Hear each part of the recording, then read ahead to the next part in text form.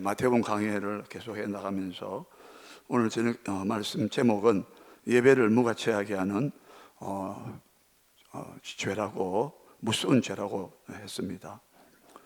예배를 무가치하게 만드는 무서운 죄.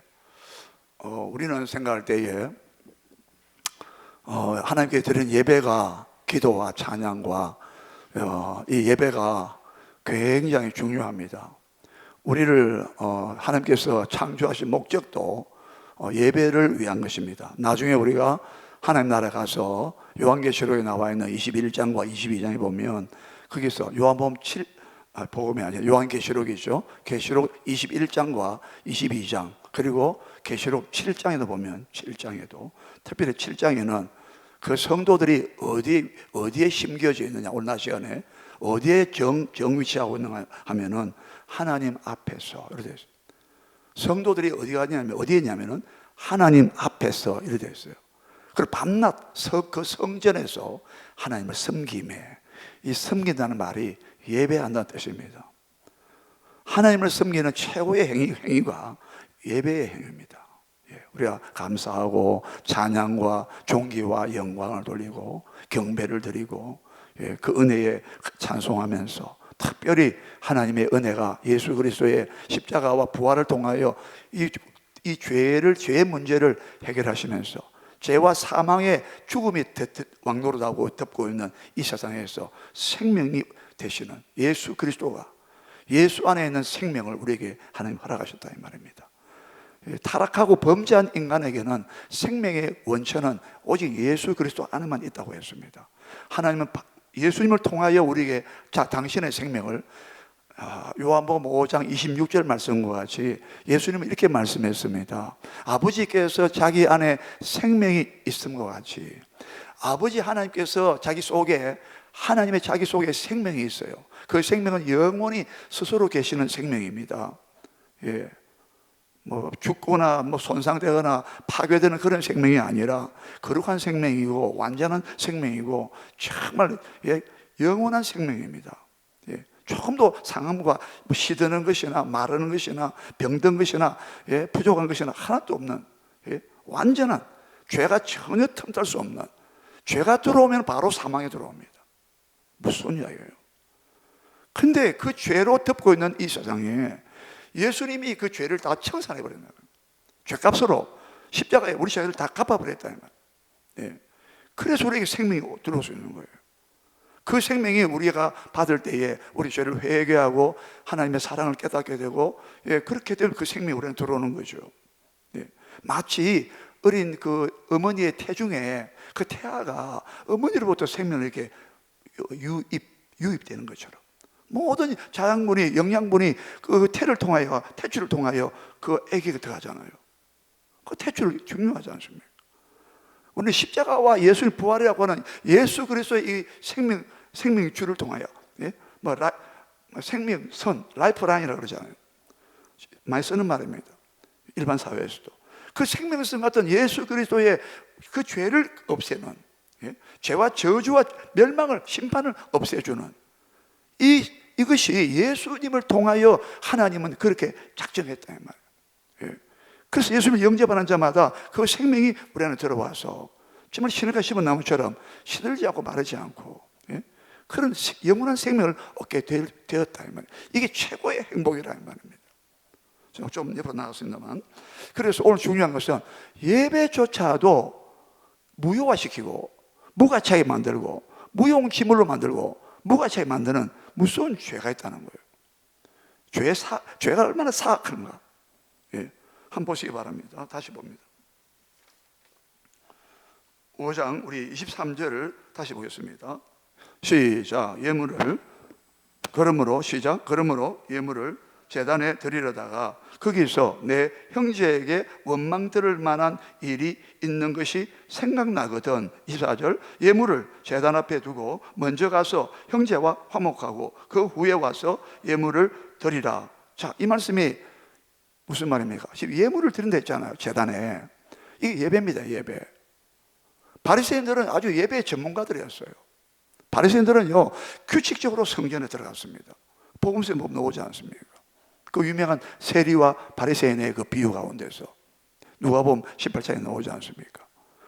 이 사람들은 아주 막 의례적으로 들어가고 막 예배도 기도도 종교 행위처럼 막 꼼꼼하게 막 안식일을 지키는 그 규례도 세부 규칙을 만들어서 새 책을 만들어서 시행했습니다. 대단한 사람들이었어요. 율법을 막 아주 정교하게 만들어가지고 그것도 외부적으로, 예? 표면적으로 철저히 지켰어요. 근데 그들의 무서운 죄가 뭡니까? 예수님 말씀하셨잖아요. 다 외식하고 바깥으로만 번들하고 속은 방탕과, 예? 방탕과 탐욕으로 가득하다. 죽은 뼈가 가득하다. 겉으로는 회칠해 놨는데 안에 들어가 보니까 막 썩은 냄새가 진동한다. 예? 화 있을 진저 외식하는 서기관 바리새인들이요 하면서. 마태복음 23장에는요 예수님께서 7번이나 완전수요 7번이나 화 있을 진저 화 있을 진저 엄청나게 주님이 그들의 죄를 심판하셨습니다. 복음을 들어도 회개치 않으면 그 죄가 그만 무섭다는 것. 반면에 우리는 복음을 듣고 죄를 회개하고 예수를 믿으면 어마어마한 죄 사함이 오고 하나님 자녀가 되니 이 축복이 얼마나 이 복이 얼마나 행복이요 기쁨이요 예? 은혜냐 이 말입니다. 예? 자, 오늘 여기서 그러므로 예물을 제단에 드리려다가 거기서 내 형제에게 원망 들을 만한 일이 있는 것이 생각나거든. 예물을 제단 앞에 두고 했습니다. 먼저 할 게 있어요. 예물을 제단 앞에 두는 것보다도, 즉 제사를 하나님께 예배를 드리러 가다가 뭔가 생각났어요. 뭐예요? 이웃과의 관계입니다. 형제와의 관계입니다.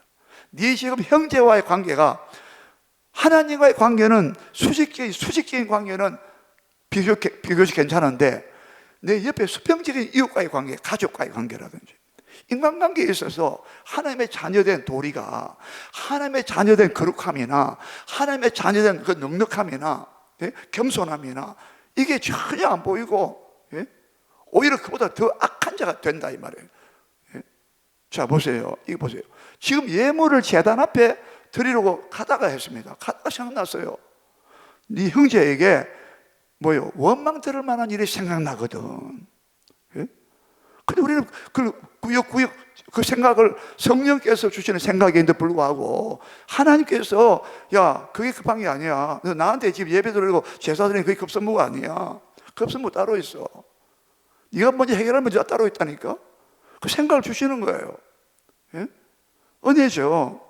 그럼 빨리 깨달아야죠. 아 하나님께서 이거 내가 예배 드리기 전에 내가 제단에 예물을 갖다 놓기 전에 하나님께서 그 형제와의 내가 잘못한 거, 내가 원망을 살 만한 게 있어도, 또 공분을 살 만한 게 있었다면 그 사람이 오해하게 만들었다든지 어떻든 간에 본이든 고이든 아니든 간에, 예?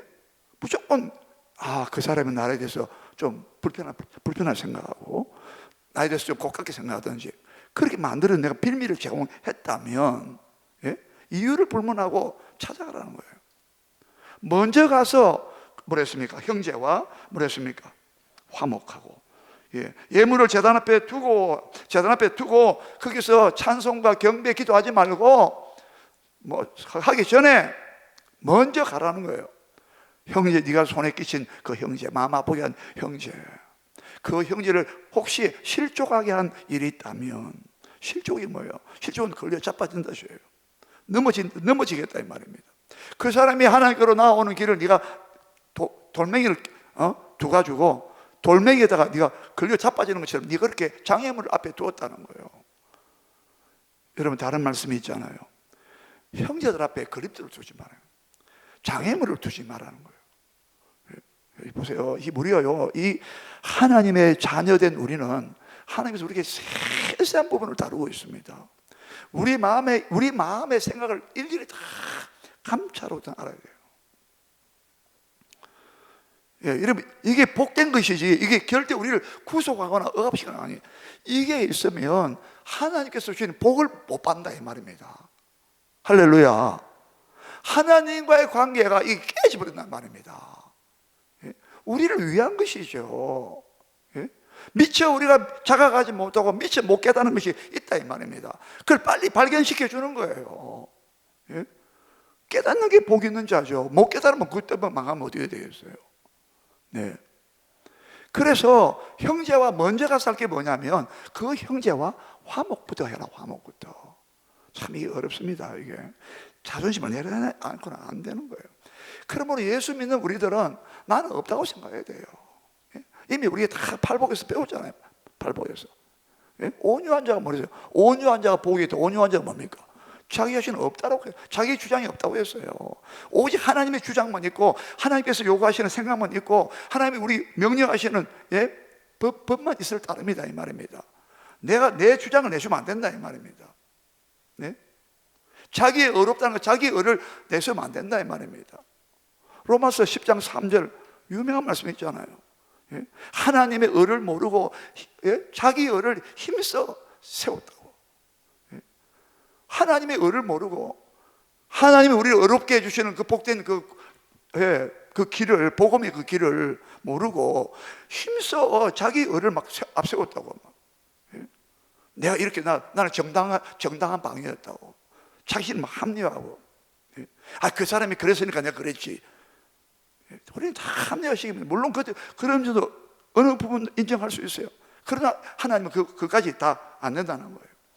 어떻든 간에 그 사람과 화목해야 된다는 겁니다. 네가 더 양보하고 네가 더 낮아지고 겸손해서 네가 더 낮아져서 그 사람에게 네가 절대 장애물이 있어서는 안 된다는 거예요. 이해 좀 되십니까? 우리는 뭐 예배가 중요하니까. 여기서 또 하나의 우리 맹점이 어려운 위험한 점이 있어요. 무슨 말이냐면 내가 원망들만 있더라도 그걸 무시하고 억압해버리고 눌러버리고 그냥 좀 내가 예배 드리니까 그 사람의 관계 잘못돼도 좀 하나님 용서해 주시겠지 이렇게 소위 말하는 뭐랄까요?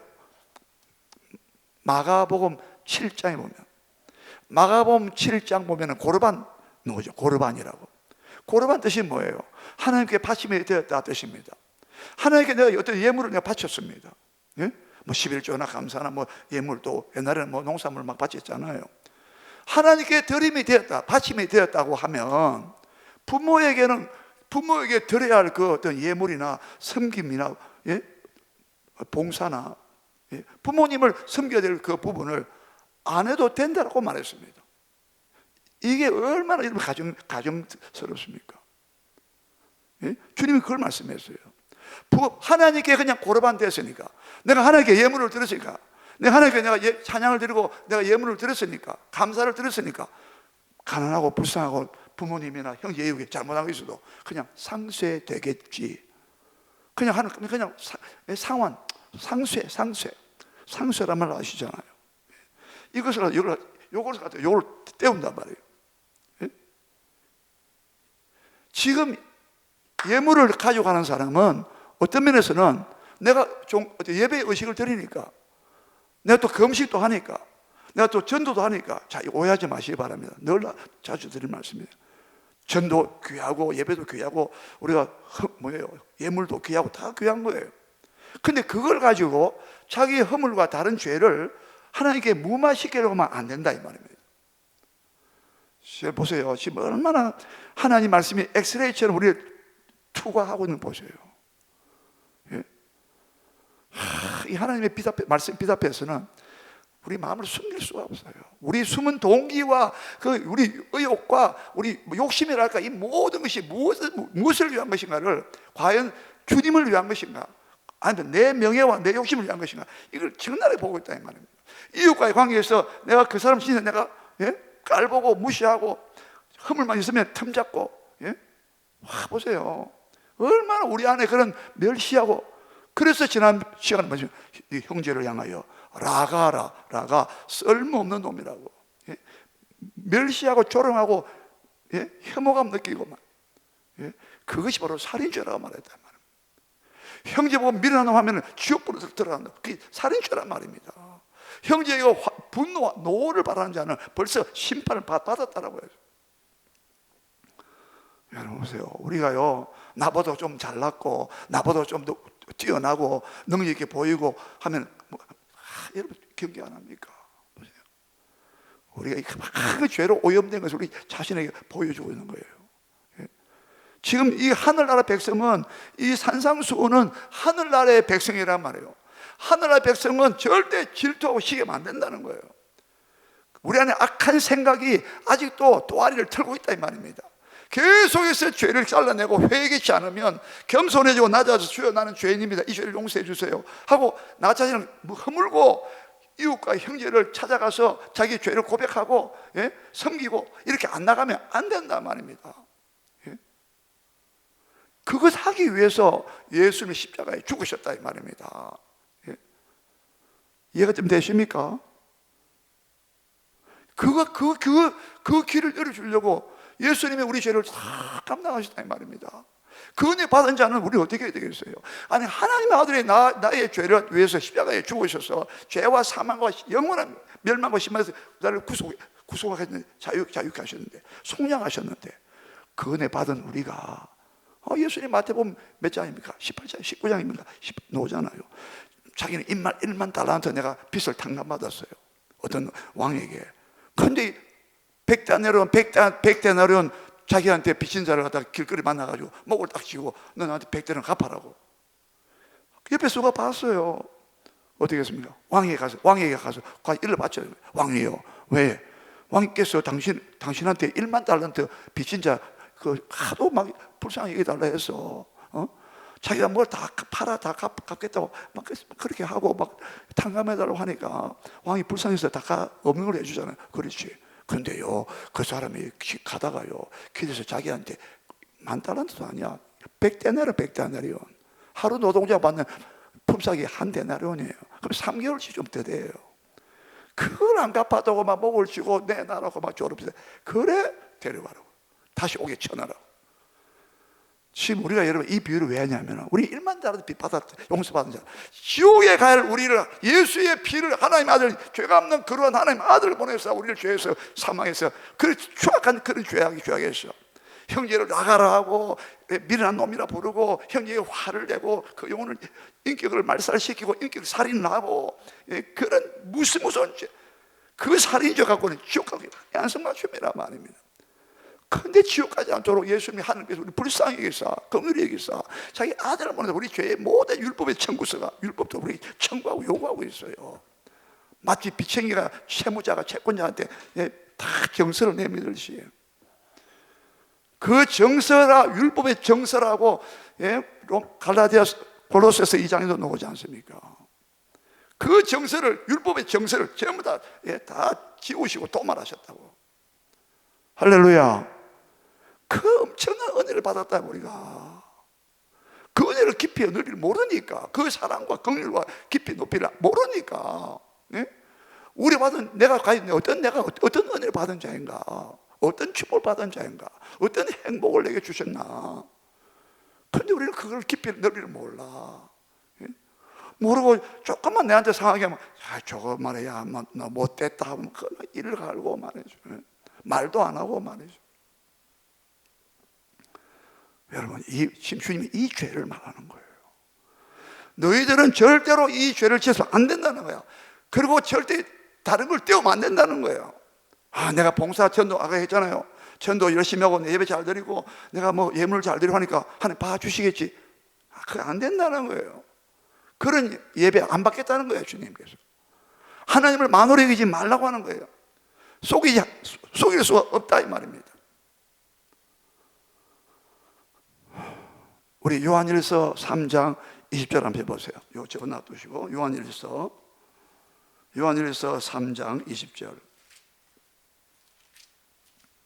저 뒤로 가세요. 신약성경 요한일서 3장입니다 390쪽에 쭉 가서 요한일서 3장 20절입니다 391페이지에 있습니다. 같이 읽어요. 시작. 이는 우리의 마음이 혹 우리를 책망할 일이 있어도 하나님은 우리 마음보다 크시고 모든 것을 아시기 때문이라. 자 보세요. 잘 보세요. 이는 왜냐하면 우리 마음이 혹 우리를 책망할 일이 있거든. 앞에 번역 있거든 이렇게 번역했어요. 있어도 보다도. 왜냐하면 우리 마음이 혹 우리를 책망할 일이 있어도 여기서요, 이 본문의 문맥에서 우리 마음이 우리를 책망한다는 이 말이 두 번 나옵니다. 밑으로 또 나옵니다. 예. 한번 보세요. 21절 보시면, 21절.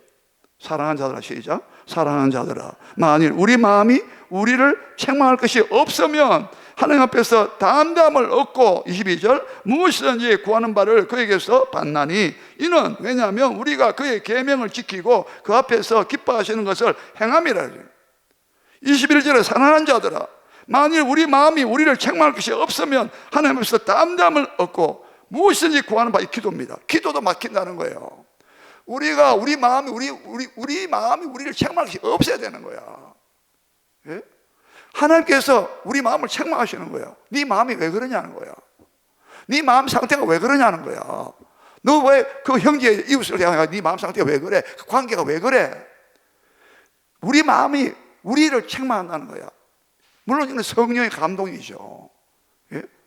얼마나 우리 마음을 책망한다니까. 근데 우리 마음이 나를 책망할 때 내가 끄리낌이 없어야 된다는 거예요. 예? 여러분, 우리 마음 관리 잘해야 됩니다. 이 하나님의 성전이 우리 마음의 성전이에요. 예? 여기에 뭐 오물이 들어온다 0.0001%만 들어와도 빨리 회개해야 된다는 거예요. 빨리 털어내버린다는 거예요. 예? 안 들어올 수가 없어요. 종교개혁자 마틴 루터가 그런 말 했잖아요. 유명한 말 했어요. 공중에 새가 날아가다가 똥을 쌌습니다. 오물을 쌌어요. 그거는 어쩔 수 없어요. 예? 근데 새가 와서 이게 둥지를 틀면 안 된다고 하고 있어요. 악한 생각이 얼마나 네 속에 오래 머물겠느냐. 에레미야서 보세요. 에레미야서 보면은 하나님께서 바벨론에 침략받은 직전에 와 있는데, 그래도 악한 생각이 네 속에서 얼마나 오래 머물려 하겠느냐, 이렇게 말합니다. 악한 생각을 빨리 털어내라는 거예요. 회개 안 한다고 안 한다는 이 말입니다. 여러분, 성령으로 양심이 예민하시기 바랍니다. 예? 양심이 회복돼야 돼요. 신앙 양심이 회복돼야 된다는 말입니다. 예? 뭐가 하면 안 된다 이 말이에요. 예? 이사야서 6장 10절에 저희 마음이 둔하여지고, 저희 마음이 둔해진다. 마태복음 13장에서 그걸 바로 받아가지고 이번에 저희 마음이 완악해졌다라고 해요. 네 마음 상태가 왜 그래? 우리 마음이 우리를 책망할 것이 없어야 되는데 책망을 해도 무시해버린다는 거야. 뭐 그럴 수 있지, 뭐 이런단 말이에요. 예? 여러분, 그 하나님 절대 안 기뻐하세요. 그 예배 안 맞는다 이 말입니다. 그 죄가 예배를 무가치하게 만들어요. 예배가 무용지물을 만드는, 재단에서 예물을 가져오더라도 난 안 맞는다. 보세요, 얼마나 무서운 이야기입니까? 예? 진짜 예배를 드리지 말라는 얘기가 아니잖아요. 예배보다도 네가 먼저 그것을 해결하고 죄를 끝내고 죄를 청소하고 깨끗한 마음으로 형제에게 어떤 오해나 형제에게 하나님의 영광을 오히려 가리지 못하도록 해라. 예? 베드로 전서인가 후서에 보면요, 너희가 선한 행실을 통하여, 예수님도 마태복음 5장에서 말씀했죠. 16절에 보면, 예? 너희 착한 행실을 통하여 하나님 아버지께 영광을 돌리게 해라. 베드로 후서에도 너희가 착한 행실을 통하여 하나님께서 오시는 날에, 하나님이 권고하시는 날에, 예? 너희가 그 앞에 서기 위함이라, 그런 말씀 있잖아요. 다 우리를 위한 것입니다. 결국은 우리가 뭐 괴롭히라는 게 아니란 말입니다. 우리는 하나님 나라 백성이란 말이에요. 거룩한 제사장이라 했잖아요. 왕같은 제사장이 거룩한 나라요, 거룩한 백성이요, 하나님의 소유된 거룩한 백성이라 했단 말이에요. 우리의 본질과 정체성이 그렇다는 말이에요. 세상 사람들이야, 예? 매주 돼지가 굴렀던 곳에 또 구른다고 했잖아요. 예? 토했던 걸 다시 먹는다라고 했습니다. 베드로 후서에 보면은 구약을 인용해가지고, 우리는 하늘나라의 거룩한 백성입니다. 하늘나라의 시민입니다. 예? 세상 나라도요, 세상 나라 백성들도요, 미국 시민권 가지면요, 젠틀하게 막 행동하고 이러는데, 예? 우리는 하늘나라, 우리의 시민권은 오직 하늘에 있는지라. 빌립보서 3장 20절에 하나님 백성 다 와야 된다 이 말입니다. 요 피하셨죠? 요한일서 4장으로 갑니다. 4장 20절입니다. 앞에는 3장 20절이었고 4장 20절을 보겠습니다. 4장 20절입니다. 시작. 누구든지 하나님을 사랑하노라 하고 그 형제를 미워하면 이는 거짓말하는 자니 보는 바 그 형제를 사랑하지 아니하는 자는 보지 못하는 바 하나님을 사랑할 수 없느니라. 누구든지 하나님을 사랑하노라고 말은 번지르 하는데, 신앙 고백도 하는데, 기도도 하고 예물도 드리고 찬송도 부른다 이 말입니다. 그런데 그 형제를 미워하면 이는 거짓말하는 자니 보는 바 그 형제를 사랑하지 아니하는 자는 보지 못하는 바 하나님을 사랑할 수 없다라고 했어요. 똑같은 말씀이에요. 여러분, 결코 예? 우리가 이 이웃 관계에 있어서, 특별히 우리가 전도 이제 우리가 새생명 전도 축제 하지 않습니까? 정말 한 영혼을 그렇게 하게 돼요. 예? 그냥 방치하면 안 된다, 무시하면 안 된다 이 말. 지옥 가든 말든 예? 저 하나님 제 영혼 어디 합니까? 천사들도 살펴보기 원한다고 베드로전서 1장 12절에 말했는데, 천사들도 이 복음이 어떻게 이렇게 하나님께서 은혜 베푸시는 거, 이렇게 자비 베푸셔가지고 복음을 통하여 죄인들을 구원하시는가, 저 죄인들을 마땅히 쳐버려, 마땅히 지옥 보내야 되는데 어떻게 하나님 이렇게 하시냐 하면서 천사들도 구경한다고 그러는데, 천사들에도 맡기지 않았다 했는데, 예? 우리가 어마어마한 특권을 주셨는데 우리는 옆에 있는 형제가 쭉 가든 말든 무관심하고, 예? 사랑의 반대말이 무관심이라잖아요. 그 영혼 죽든 말든 내버려요. 지금 우리 이번에 전단지 있잖아요. 지금 4,000장 만들었잖아요. 사모님도 생각 좀 하세요. 저도 마찬가지. 이번에 저 최소는 만장은 전해줘요. 만장은. 그런 마음을 가지고 우리 가고 다니면서, 옛날에 그 용전도 했을 때는 밤 10시까지 전도, 밤 10시까지. 애들 머리 이가 생기고 말이죠. 여러분, 우리가 하늘나라에 우리가 이 거룩한 소명을 받았어요. 부르심 받았다 이 말이에요. 그 부르심에 합당한 우리가 책임을 다해야 된다 이 말입니다. 자, 다시 돌아와서 조금 더 보고 마치겠습니다. 5장 다시 돌아오십시오. 24절입니다. 24절부터 26절 같이 한번 읽습니다. 시작. 예물을 제단 앞에 두고, 아까 그 했고 있다. 다음에 25절입니다. 25절과 26절 남았습니다. 25절 시작. 너를 고발하는 자와 함께 길에 있을 때에 급히 사와라. 그 고발하는 자가 너를 재판관에게 내어주고 재판관이 옥리에게 내어주어 옥에 가둘까 염려하라. 진실로 내게 이르노니 내가 한 푼이라도 홀이라도 남김이 없이 다 갚기 전에는 결코 거기서 나오지 못하리라. 25절과 26절은 앞에 23절과 24절 이거보다는 더 강도가 더 센 말씀이에요. 더 절박한, 더 급박한 문제를 다뤘습니다. 뭐라 됐습니까? 너를 고발한다 그랬어요. 앞에는 그냥 고발까지는 안 갔어요. 근데 이제는 어떤 이 관계가, 이웃과의 관계가 얼마나 심각하냐면 그 사람이 너를 고발하려고 한다는 거야. 예? 너를 고발한다 하면 이 마음에 벌써 악감정이 꽉 찬 거죠. 이야, 저 사람 내가 가만두지 않겠다, 이래 된 거 아닙니까? 고발하려고 한다는 거야.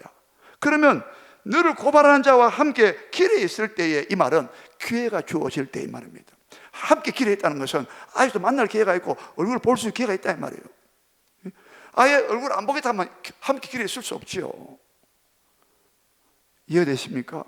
함께 길에 있을 때 이 말이 그런 의미예요. 아직 우리가 죽지 않고, 죽고 나다 기회가 영원히 없어지잖아요.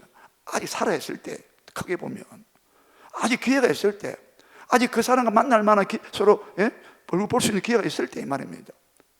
급히 사와라는 거예요. 빨리 가서 그 사람에게 용서를 빌어라 이 말입니다. 빨리 가서 앞뒤 관계를 정리해라 이 말입니다. 급히 사와라는 이 말이. 사와란 말이 뭐예요? 사적으로 풀어라 뜻입니다. 사화, 사적으로 개인 사자 아닙니까? 풀고 화목해라 뜻입니다. 급히 사와라. 그 고발하는 자가, 그 이유가 뭐냐면 그 고발하는 자가 너를 재판관에게 내어주고 재판관이 그 옥리에게 내어주어 옥에 가둘까 염려하라. 네, 결국 재판에 송사가 재판에 붙었다 이 말이에요. 재판 붙어가지고 잘못 따져서 나중에 드러나면, 시비가 가려져서 드러나면 네가 잘못하면 감옥에 들어간다는 거야. 얼마나 수치스러운 일이에요. 당사자도 그렇지만 하나님의 영광을 얼마나 가리우겠어요. 얼마나 하나님 주님이 슬퍼하시겠어요. 야, 이거밖에 안 되냐? 내가 너에서 피 흘려 죽었고 너를 죄에서 사망해서 내가 너를 구속했는데, 속량했는데, 너에게 큰 자유와 기쁨과 명예로운 하나님의 자녀가 돼서 하나님을 아버지라 부르는 그런 권세를 주고 특혜를 주는데 너 이렇게 하면 어떻게 되냐? 내가 자, 우리는요 예수님의 얼굴이고 하나님의 얼굴입니다. 좀 우리 표현하자면 참 26절에 진실로 내게 이르노니 내가 한 푼이라도 홀이라도, 옛날 번역은 남김이 없이 다 갚기 전에는 결코 거기서 나오지 못하리라. 여러분 이 말씀 우리 오해하면 안 됩니다. 아, 내가 이렇게 못했으니까 내가 쭉 간다 이러면 해석하면 안 돼요. 뭐냐면 하나님의 법의 엄중성을 말합니다. 이렇게 하나님 법에 거룩하고 한치의 오차도 없이 모든 완전함을 하나님께서 이루시기 위하여 독생자를 주었다. 늘 말씀드리잖아요. 이렇게 하기 위해서 내 길을 다 열어놨다. 에스겔서 36장의 말씀을 빌리면 새 마음과 새 영을 너에게 두어, 심지어 나의 영을, 나의 신을 너의 속에 두어 하나님의 율례와 규례를 지키게 하려 함이라. 너희가 내 백성이 되고 나는 너희 하나님이 되리라. 하나님이 우리를 자기 백성으로 만들어주기 위해서 새로운 본성을, 새 영과 새 마음을 우리한테 집어넣겠다고 하잖아요. 이게 새 언약이라고 제가 자주 말씀드리잖아요. 이해가 되십니까? 우리에게 그만큼 할 수 있도록 자원을, 길을 열어줬다 이 말입니다. 하나님의 아들까지 보내서 모든 율법의 요구서를 예수님이 다 지웠다고, 도말하고 지워버렸다고 했어요. 그걸 욕되게 하지 말란 뜻이에요. 이 말씀은 이해가 됩니까? 아, 이거 안 하면 진짜 감옥에 들어가서 영원한 지옥불에 들어간다 이 말입니까? 그렇게 해석하면 안 됩니다. 그렇게 이 원래 하나님의 법이 완전하고 엄격하고 거룩하고 온전한 법이다 이게. 왜 그 사람한테 네가 재판에 걸려가지고 네가 감옥에 들어가고 왜 그러냐 그거? 얼마든지 가서 네가 잘못한 거 잘못 사과하고 난 내가 잘못해서 그렇다, 내 허물을 용서해달라, 나는 하나님의 자녀다, 얼마든지 할 수 있는데 왜 그거 안 하냐 이 말입니다. 여러분 이 말씀을 잘 이해하셔야 됩니다. 오늘 중요한 것은 우리가 죄가 얼마나 무서운가를 보라 이 말입니다. 우리가 하나님만 잘 섬긴다고 그냥 자부할 게 아니라 내 가까운 이웃의 형제를 돌아봐야 된다 이 말입니다. 그들에게 우리가 잘 섬겨야 된다 이 말이에요. 저는요 마태복음 23장 읽다가 한 율법사가 와가지고 예수님 물어봤죠. 선생님, 율법 중에서 그 계명이 있지 않습니까? 그래, 율법 계명이 있지. 그 계명 중에서 가장 큰 계명이 뭡니까? 물어봤어요. 예수님 뭐라 했습니까? 내 마음을 다, 목숨을, 뜻을 다하여 주 내 하나님을 사랑하라. 이것이 크고 첫째 되는 계명이요. 그러면 둘째는 그와 같으니 했습니다. 저는 그와 같은 이 말이 뭘까? 둘째는 그와 같으니 내 이웃을 내 몸과 같이 사랑하라 했습니다. 이 그와 같다는 이 말을 앞에 말을 받는 것인가 뒤에 말을 받는 것인가 이게 지금 명확하지 않는데 저는 앞에 말을 받는다고 생각합니다. 전체 성경 문맥을 봐서 너가 하나님을 이렇게 사랑해야 된다. 그와 같이. 둘째는 그와 같으니 이 말이 그와 같다는 하나님 이게 사랑하듯이 사랑한다면 그 사랑이 이웃에게 이렇게 표출돼야 된다. 이렇게 나타나야 된다는 거예요. 둘째는 그와 같다. 이 말씀은 매일 통하지 말씀 아닙니까? 아까 우리 요한일서 4장 읽었잖아요. 예? 하나님을 사랑하노라 말하면서 그렇게 한다면 그건 사랑할 수 없다라고 말하는 거예요. 이해되십니까? 우리가 이웃을 정말 우리가 관계를 잘해야 됩니다. 예? 그게 하나님 나라의 백성입니다. 예? 그거 잘못해가지고 예배가 망가지고 예배를 안 받겠다고 하시는, 그만큼 예배를 드리지 말라는 말이 아니라 그만큼 이 관계가 소중함을 말하고 있고, 하나님께서 얼마나 우리 마음과 생각을 아시고 우리의 삶의 일거수일투족을 다 아시고 하나님의 나라 백성답게 살고 하나님께 영광을 돌리는 삶을 입증해야 된다, 살아내야 된다는 것을 강조하고 있습니다. 특별히 우리가 우리 지식받을 때는, 이런 말씀을 들을 때는 우리 잘못한 건 뭐가 있나 다 찾아서 철저하게 죄를 고백하고 죄를 털어내고 회개하고, 그럼 삶의 열매가 나와. 회개에 합당한 열매를 맺어야 된다고. 마태복음 3장 8절에 너희가 회개에 합당한 열매를 맺으라고 했어요. 안 맺으면 그건 가짜죠. 가짜입니다. 가짜예요. 맨날 죄만 회개만 하고 실제 행동하지 않는다, 그건 회개가 가짜입니다. 진실한 회개는 반드시 하나님 말씀 앞에 굴복해서, 복음의 은혜 앞에 굴복해서 그렇게 삶을 살아낼 수 있어야 된다. 그 증거가 뭐냐? 그게 증거예요. 새 마음과 새 영 받은 그 증거가 뭐냐? 바로 이게 증거입니다. 오늘 여러분 이 말씀을 통해서 하늘나라 백성은 이런 삶을 살아야 된다. 예? 잘못된 철저히 회개하고 돌이키고 실제로 행해야 되고, 그 힘을 하나님께 받으시기를 바랍니다. 그렇게 삶을 사시기를 주의 이름으로 축복합니다. 다 총성으로 우리 기도하겠습니다. 하나님 아버지 감사합니다.